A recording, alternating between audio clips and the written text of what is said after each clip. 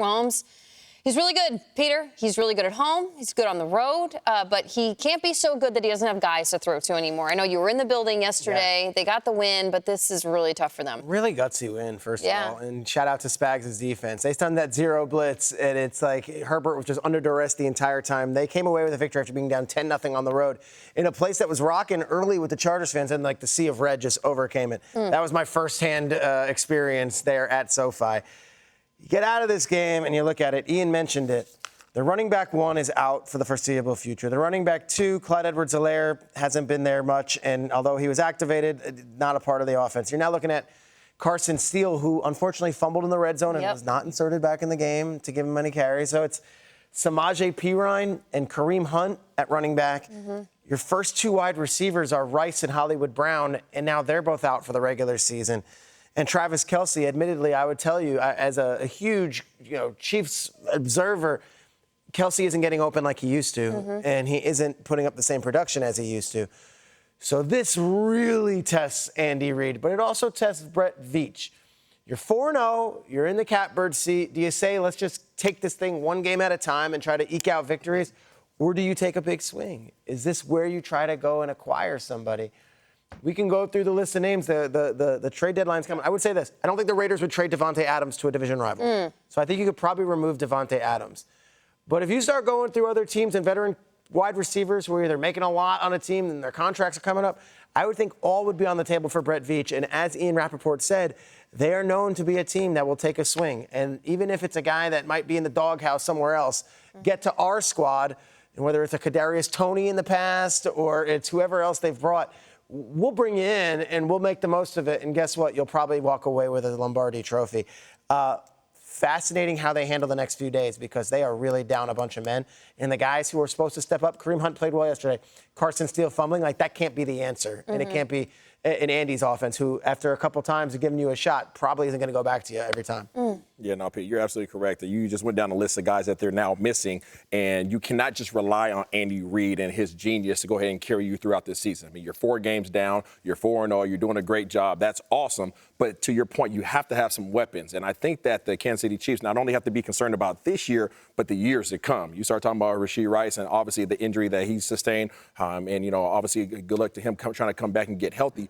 Not only do they potentially lose him for the season, but you have to look towards the next season, too, because of the offseason incident that he had. Goodell comes down with his ruling after this year. He may not even be playing next year. So you have to figure out exactly who you're going to bring in that can not only impact this year, but can carry you out through the year. You brought up the trade aspect. I like Amari Cooper. Amari Cooper doesn't look like he's happy necessarily out there in Cleveland. He's a beast. He's a dog. He's going out there taking care of business. But I think that's somebody that you have to bring in. You have to bring in a leader because everybody else is going to be support staff. You talk about Xavier Worthy, who's a rookie. You can lean on him. You can get him going in terms of the deep ball. But outside of him, you got Kelce, you got Noah Gray, Justin Watson, Juju Smith-Schuster. Sky Moore, who had another drop yesterday. And that core. The cupboard is barren. Yeah, and that core has 40 receptions. Rashee Rice, the man that you just lost, had 24. So you have to find somebody to not only fill that void, but can step into that role in a big way. I would call every team. I would say, Giants, Jalen Hyatt available.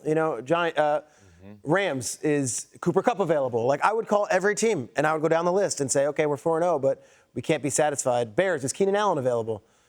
Kyle, I know it's alarmist at a 4-0 team, but I have to think, you look at that roster, and it's a long season. I don't know if they can just win 17-10 every week. I don't know. And they may call every team, and they may sign 3 guys, or they may sign nobody. They may just say, let's go. We're the Chiefs. We get Mahomes, and let's go.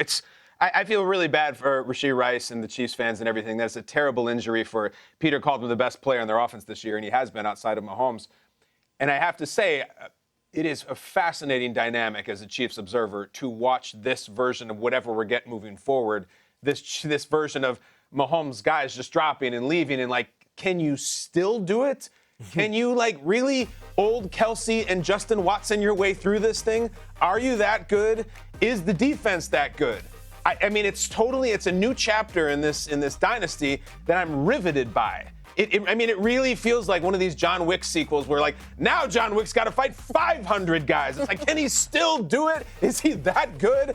Is Mahomes John McClane walking around with glass in his feet and no shoes, and it's so difficult, and yet Listen, Kareem Hunt had 16 touches yesterday. He's a good player. He was just in the playoffs last year scoring touchdowns. He'll be good. Pacheco will be back. And I'm still at this altar of Mahomes of like, he'll find a way. We can't say this enough, guys. He's 4-0. They're right on schedule. And he's saying in the postgame, we're close.